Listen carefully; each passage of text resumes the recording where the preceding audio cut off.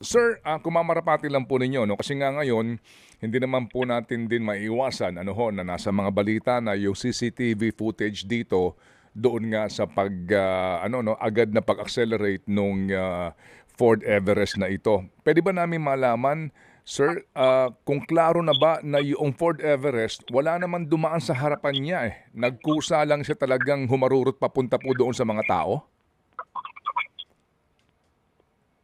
Tama po sir, Sir Ted, ano, upon po review dun sa CCTV, yung initial po na nabanggit ng driver is meron pong dumaan sa harap niya. Pero nung nakita po natin is matagal na po may nakaraan.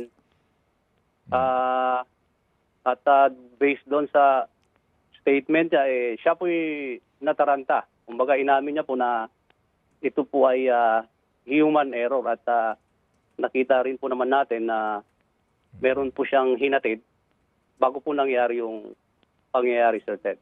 Opo.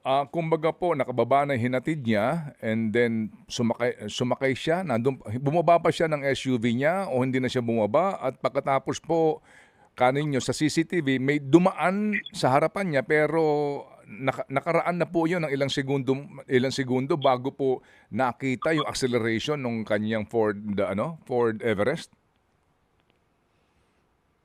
Tama po, Sir Ted, ano,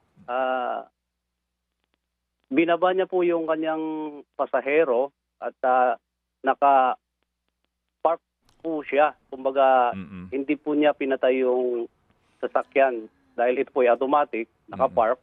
At binaba po niya, bumaba rin po siya. At kinuha yung bagahe ng pasaheros niya at inabot. And then, umalis na po yung kanyang pasaheros. Then bumalik po siya sa sasakyan niya. And then, nung paalis po siya, doon po nataranta po yung sabi niya. Kaya ang tinignan niya lang po sa harap. Kaya nung nakita niya po na babangga, ang kanyang napakan na instead na yung preno, ay yung pong accelerator, Sir Ted. Opo. Sir, sa report po ang LTO may binabanggit po dito na na mandatory drug test at alcohol test. Nagawa na ho ba ito dun sa driver ng SUV? Tama po, Sir Ted, ano, kahapon, ano, kagyat ng pagkatapos po ng insidente ay amin pong sinala po yung ating driver para sa alcohol test at sa drug test. At lumalabas naman po na yung kanyang pumasa po siya sa alcohol level test at doon po sa drug test ay negative naman po ang result sa drugs po, Sir Ted.